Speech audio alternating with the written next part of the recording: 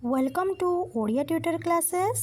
अष्टम श्रेणी पिला माने तुम साहित्य बहिर तृतीय पाठ है शपथ, जहाँकि गोटे कविता पिले कवि हेले अनंत पट्टनायक।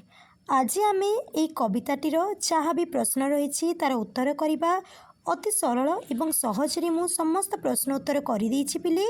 भिडियोटी को लास्ट जाए देख। जो पिला माने चैनल नुआ अछ चैनल को सब्सक्राइब कर दियो।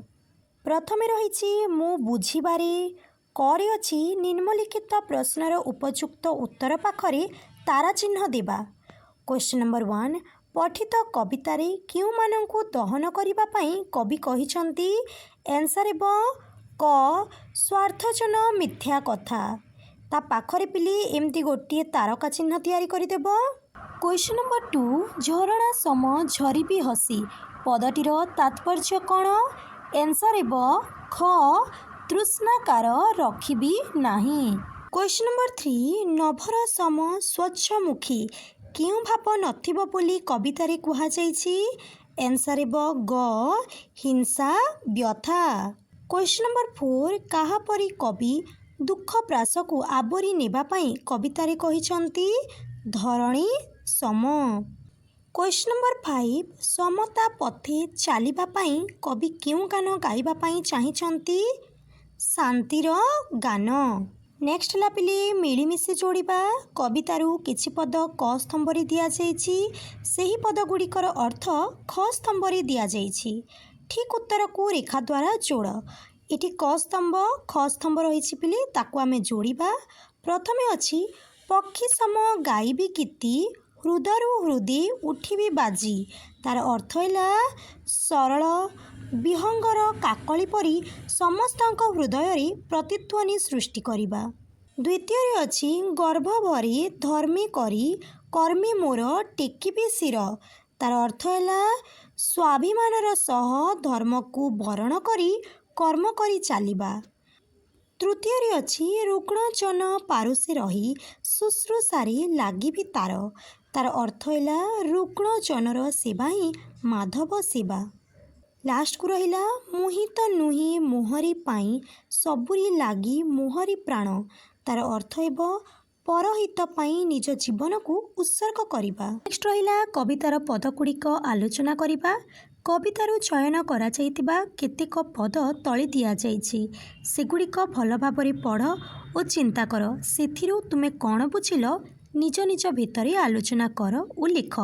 पिले एठी जो प्रश्न रही ताहा हेला तमर सरलार्थ। मु बहुत ही सरल भाषा रे लिखि देछि पिले देखि दियो। क्वेश्चन नंबर 1 रे रहिला सिंधु सम फेराई देबी जे से देव सरल हास धरणी सम नेबिरे नेबी बक्षे बही दुख प्रास। आंसर देख पिले प्रथमे लिखिदेव सिंधु सम, लास्ट को लिखिब दुख प्रास।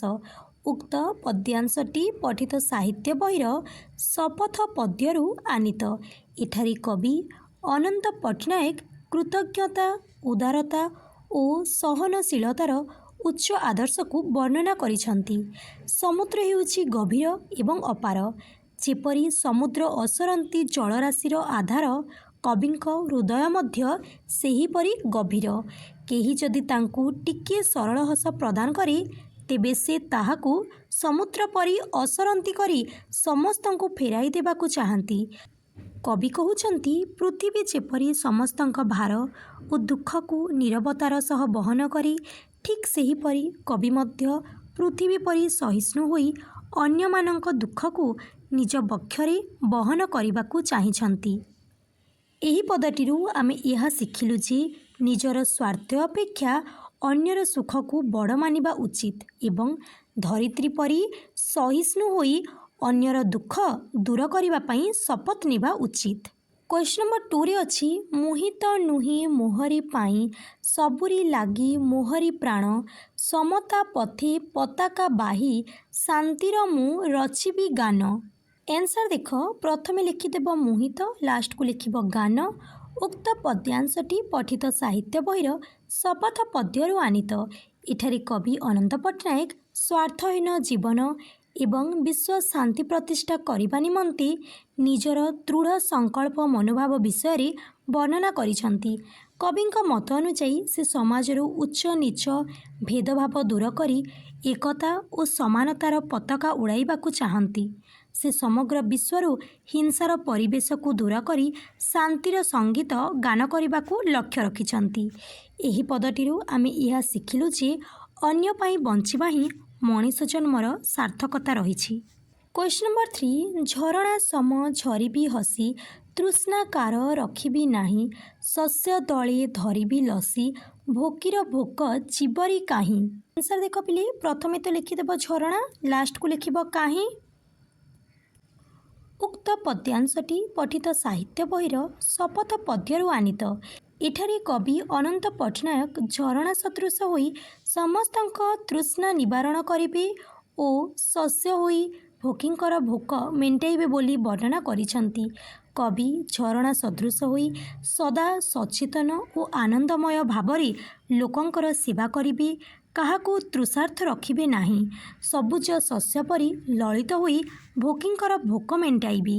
ତାଙ୍କର ଏହି ସେବା ଓ ଉତ୍ସର୍ଗ ଦ୍ୱାରା ଏକ କ୍ଷୁଧାମୁକ୍ତ ଓ ସମୃଦ୍ଧ ସମାଜ ଗଠନ ହୋଇପାରିବ ବୋଲି ସେ ଆଶା କରୁଛନ୍ତି। ଏହି ପଦଟିରୁ ଆମେ ଶିଖିଲୁ ଯେ ସେବା ଓ ପରୋପକାର ହିଁ ମାନବ ଜୀବନର ଶ୍ରେଷ୍ଠ ଭୂଷଣ। ନେକ୍ସଟ ରହିଲା ଅନୁମାନ ଓ କଳ୍ପନା। ଆସ ମିଳିମିଶି ଆଲୋଚନା କରିବା। କରିଅଛି ପଠିତ କବିତାରେ ଶପଥର ଆହ୍ୱାନ ଦିଆଯାଇଛି। ତୁମ ବିଚାରଧାରାରେ କେଉଁ କେଉଁ ଶପଥ ଅଧିକ ମହତ୍ତ୍ୱପୂର୍ଣ୍ଣ ଏବଂ କାହିଁକି ଆଲୋଚନା କର ଏବଂ ଏହି ବିଷୟରେ ଏକ ପରିଚ୍ଛେଦ ଲେଖ। ଆନ୍ସର ଦେଖ ପିଲେ, ପଠିତ କବିତାରେ କବି ନେଇଥିବା ଶପଥମାନଙ୍କ ମଧ୍ୟରୁ କେତେକ ବିଶେଷ ମହତ୍ତ୍ୱପୂର୍ଣ୍ଣ ଶପଥ ହେଲା, ପ୍ରଥମତଃ ସେ ସିନ୍ଧୁ ସମ ଉଦାର ହୃଦୟ ରଖିବେ ଓ ଧରଣୀ ସମ ଦୁଃଖ ବହିବେ। ଦ୍ୱିତୀୟତଃ ସେ ଅଦ୍ରି ସମ ଧୈର୍ଯ୍ୟ ଧରିବାର ଶପଥ ନେଇଛନ୍ତି, ଯାହା ଜୀବନରେ ଧୈର୍ଯ୍ୟ ଓ ସାହସର ଆବଶ୍ୟକତାକୁ ପ୍ରକାଶ କରି। ପଠିତ କବିତା ଅନୁଯାୟୀ କବିଙ୍କ ପ୍ରତ୍ୟେକ ସଂକଳ୍ପ ମୂଲ୍ୟବାନ, ତଥାପି ଆମେ ଯଦି ନିଜ ପାଇଁ ନ ବଞ୍ଚି ଅନ୍ୟର ଲୁହ ପୋଛିବାକୁ ଶପଥ ନେବା, ତେବେ ହିଁ ପୃଥିବୀରେ ଶାନ୍ତି ପ୍ରତିଷ୍ଠା ହୋଇପାରିବ। ଖରି ଅଛି ଧରଣୀ ସମ ନେବିରେ ନେବି ବକ୍ଷେ ବହି ଦୁଃଖ ପ୍ରାସ। ଉକ୍ତ ପଦରେ କବିଙ୍କର ଆହ୍ୱାନକୁ ସାର୍ଥକ କରିବା ନିମିତ୍ତ ତୁମେ କେଉଁଭଳି କାର୍ଯ୍ୟ କରିବା କଥା ଭାବୁଛ ଆଲୋଚନା କର। ଆନ୍ସର, ଧରଣୀ ଯେପରି ସବୁ କଷ୍ଟ ସହି ଆମକୁ ଆଶ୍ରୟ ଦିଏ, ଠିକ୍ ସେହିପରି କବି ସହିଷ୍ଣୁ ହେବାକୁ କହିଛନ୍ତି। ଏହି ଆହ୍ୱାନକୁ ସାର୍ଥକ କରିବା ପାଇଁ ଆମକୁ ସହାନୁଭୂତିଶୀଳ ହୋଇ ଅନ୍ୟର ଦୁଃଖକୁ ଅନୁଭବ କରିବାକୁ ପଡ଼ିବ। ତା ସହିତ ସେବାମୂଳକ କାର୍ଯ୍ୟରେ ଯୋଗ ଦେଇ ରୋଗୀଙ୍କ ସେବା, ଗରିବଙ୍କୁ ସାହାଯ୍ୟ, ଅସହାୟକୁ ଆଶ୍ରୟ ଦେବା ଉଚିତ। ତେବେ ଯାଇ ଆମେ ପୃଥିବୀ ପରି ବିଶାଳ ହୃଦୟ ଧାରଣ କରି ଅନ୍ୟମାନଙ୍କ ଦୁଃଖକୁ ହ୍ରାସ କରିପାରିବା। ଗରିଅଛି ଶପଥ କବିତାରେ ତମେ କେତୋଟି ଶପଥକୁ ନିଜେ ସାକାର କରିପାରିବ ସାଙ୍ଗମାନଙ୍କ ସହିତ ଆଲୋଚନା କର। ଆନ୍ସର ହେଲା, ମୋ ଜୀବନରେ ମୁଁ ନିମ୍ନ ଶପଥଗୁଡ଼ିକୁ ସାକାର କରିବି। ପ୍ରଥମତଃ ସେବା, ରୋଗୀ ଓ ଦୁଃଖୀଙ୍କର ସେବା କରିବାକୁ ସର୍ବଦା ପ୍ରସ୍ତୁତ ରହିବି। ଦ୍ୱିତୀୟତଃ ସହଯୋଗ, ଅନ୍ଧ ଏବଂ ଅକ୍ଷମ ବ୍ୟକ୍ତିଙ୍କୁ ସେମାନଙ୍କ କାର୍ଯ୍ୟରେ ସହଯୋଗ କରିବି। ତୃତୀୟତଃ ନିରପେକ୍ଷତା, ଜଳ ପରି ସ୍ୱଚ୍ଛ ରହି କାହା ପ୍ରତି ହିଂସା ବା ଈର୍ଷା ରଖିବି ନାହିଁ।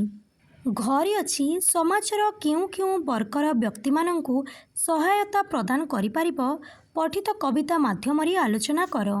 ଆନ୍ସର ଦେଖ, ଆମେ ସମାଜରେ ବିଭିନ୍ନ ବର୍ଗର ବ୍ୟକ୍ତିମାନଙ୍କୁ ସହାୟତା ପ୍ରଦାନ କରିପାରିବା, ଯଥା ରୋଗୀ ଓ ଦୁର୍ବଳ ଲୋକମାନେ ସହାୟତାର ଅଧିକ ଆବଶ୍ୟକତା ରଖନ୍ତି, ତେଣୁ ଆମେ ରୋଗୀଙ୍କ ପାଖରେ ରହି ସେବା ଓ ସାନ୍ତ୍ୱନା ଦେଇପାରିବା।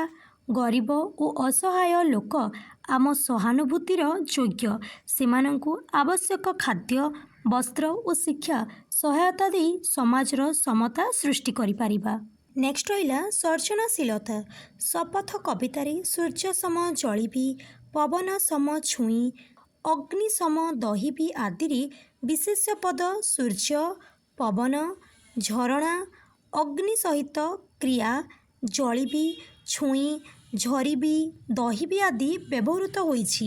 ସେହିପରି ତୁମେ କବିତାରୁ ଯେକୌଣସି ବିଶେଷ୍ୟ ପଦଟିଏ ବ୍ୟବହାର କରି ପଦ ରଚନା କର ଏବଂ ଶ୍ରେଣୀରେ ଆବୃତ୍ତି କର।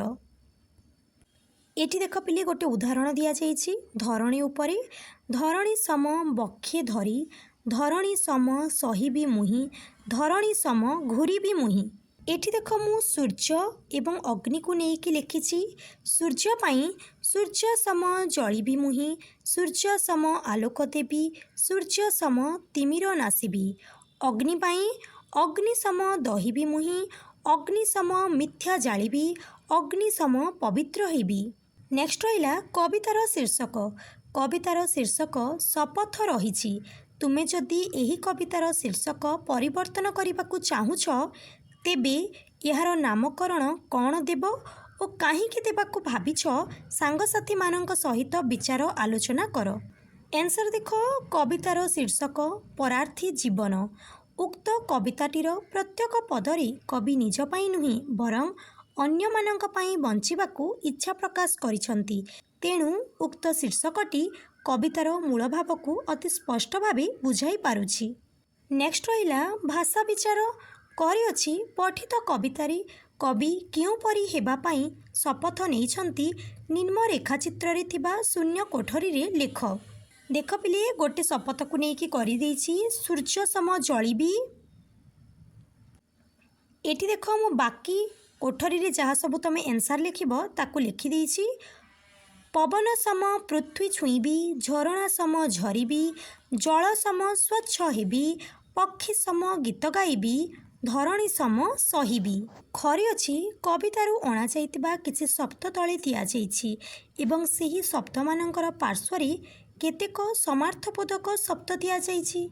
जेउ शब्दटी सेमानंक मध्यरु अलग अर्थ बुझाउछि ता देहरे गोल बुलाइब। गोटे करि देइछि देख सूर्यर समार्थबोधक शब्द हेउछि रवि दिवाकर किंतु सुधाकर नुहे सेतिपाई सुधाकर को गोल बुला जाइछि। पवनर समार्थबोधक शब्द है समीर प्रभंजन किंतु अनल नुहे सेतिपाई अनल रे गोल बुलेइबा। अद्रीर समार्थबोधक शब्द है शिखरी पर्वत पड़िया तो नुहे पिले पड़िया गोल बुलेइबा। धरणीर समार्थबोधक शब्द है धरा वसुधा सूता तो नुहे। पद्मर समार्थबोधक शब्द है पंकज अरविंद परागरी गोल बुलेइबा। जह्नर समार्थबोधक शब्द है शशि निशाकर शस्यरे गोल बुलेइबा। गरे अछि कवितारे थिबा निम्नलिखित क्रियापद को नहीं वाक्य गठन करी चार्ट कागजरे लिखिबा और श्रेणी कक्षरे टांगिबा।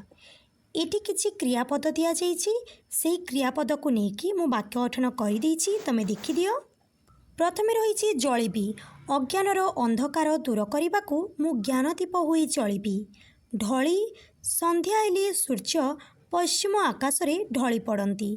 खेली पिलामाने प्रांगण रे खेली बुलुछंती। झरीबी मेघ होई आकाश को उठी पुणी वर्षा होई झरीबी। दहिबी दुखर अग्नि रे निजे दहिबी पछे अन्य को शांति देबी। गाइबी मो पक्षींक परी खोला आकाश रे आनंद रे गाइबी। ताहले एतिकी रहिला पिले तमर प्रश्नोत्तर। भिडियोटी को लाइक करिदियो तम सांग मानक सह शेयर करिदियो। जो पिला माने चैनल रे नुआ छ चैनल टी को सब्सक्राइब करिदियो।